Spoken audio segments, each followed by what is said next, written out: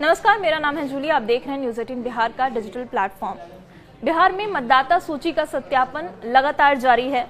निर्वाचन आयोग के अधिकारी घर घर जाके लोगों से दस्तावेज मांग रहे हैं। जिन लोगों के दस्तावेज की जरूरत है, जिन्हें जरूरत नहीं है, वो एनुमरेशन फॉर्म भर के अपना सत्यापन करा रहे हैं। और इस बीच सियासत भी खूब हो रही है।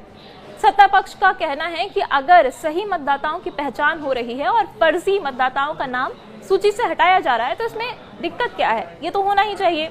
निर्वाचन आयोग की भी दलील है कि ये एक सामान्य प्रक्रिया है जो समय समय पर निर्वाचन आयोग करता रहता है।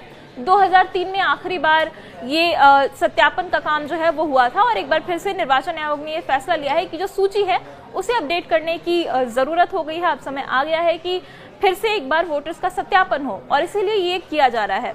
पर विपक्ष का आरोप है कि ये सब कुछ चुनाव से पहले वोट बंदी के लिए किया जा रहा है। विपक्ष का आरोप है कि गरीबों और मुसलमानों के नाम को वोटर लिस्ट से हटाने के लिए सरकार के निर्देश पर निर्वाचन आयोग ये काम कर रहा है और इसी के विरोध में 9 जुलाई को पूरे विपक्ष ने चक्का जाम का आह्वान किया है और बड़े पैमाने पर विरोध प्रदर्शन किया जाने वाला है। लेकिन इन सब के बीच एक बहुत ही चौंकाने वाला आंकड़ा न्यूज़ 18 के पास आया है। यह आंकड़ा अगर आप सुनेंगे तो आप खुद भी सोचने पर मजबूर हो जाएंगे कि ये आखिर क्यों हो रहा है और कैसे हो रहा है, इसकी वजह क्या है। और जो निर्वाचन आयोग का फैसला है SIR कराने का, विशेष जांच जो है कराने की मतदाता सूची की, वो आपको कहीं ना कहीं एक हद तक उसका भी जो एक्सप्लेनेशन है वो मिल जाएगा। ये आंकड़ा जो है किशनगंज का है। किशनगंज में आवासीय प्रमाण पत्र बनाने के लिए लगातार आवेदन आ रहे हैं और आवेदन कोई 1-2 हजार की संख्या में नहीं है, लाखों की संख्या में है। सबसे पहले आपको इस साल के आवेदन की जानकारी दे देते हैं, उसके बाद वो आंकड़ा बताएंगे जिसको लेके सवाल उठ रहे हैं। शुरुआत करेंगे जनवरी महीने से, जब 26,060 लोगों ने आवासीय प्रमाण पत्र पाने का आवेदन दिया। फरवरी महीने में यह आंकड़ा 88,065 हो गया, यानी 88,065 लोगों ने आवासीय प्रमाण पत्र के लिए आवेदन दिए किशनगंज जिले में। मार्च महीने में 30,217 लोगों ने आवासीय प्रमाण पत्र का आवेदन दिया। अप्रैल महीने में 36,890 लोगों ने आवासीय प्रमाण पत्र बनाने के लिए एप्लीकेशन फॉर्म भरा। मई महीने में यह संख्या थी 26,949।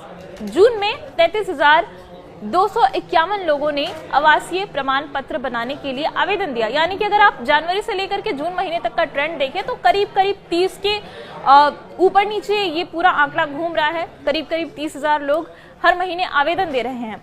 लेकिन जुलाई में निर्वाचन आयोग ने यह घोषणा की कि वो मतदाता सूची का सत्यापन करेंगे और उस सत्यापन के लिए 11 दस्तावेज बताए गए कि इन दस्तावेजों को मान्य माना जाएगा। उन 11 दस्तावेजों में से एक दस्तावेज था आवासीय प्रमाण पत्र, जो कि काफी कम समय में बन जाता है, काफी आसानी से बन जाता है। और किशनगंज में इसी आवासीय प्रमाण पत्र को बनाने के लिए अचानक से होड़ लग गई। जुलाई के पहले हफ्ते में 1,28,781 लोगों ने आवासीय प्रमाण पत्र बनाने के लिए आवेदन दिया, सिर्फ किशनगंज जिले में। जनवरी से लेकर जुलाई के पहले हफ्ते तक कुल 4,77,794 लोगों ने आवेदन दिया। यानी अगर आप टोटल आंकड़े को देखें तो कुल 4 महीने के आवेदन का करीब 4 गुना आवेदन महज एक हफ्ते में मिला। तो अब जब आंकड़े में इतना ज्यादा बड़ा उछाल आया तो सवाल भी उठने लगे। सवाल सरकार के ही लोग कर रहे हैं कि आखिर एक ही जिले में एक हफ्ते के अंदर इतनी बड़ी संख्या में आवासीय प्रमाण पत्र बनाने के आवेदन आने का क्या संकेत है, इसका क्या मतलब है। आखिर एक ही जिले में इतने सारे आवेदन क्यों आ रहे हैं, और वो भी किशनगंज ऐसा जिला है जो कि बॉर्डर के पास पड़ता है। और वहां से जब इतनी सारी संख्या में आवेदन आ रहे हैं तो सवाल उठने लगे।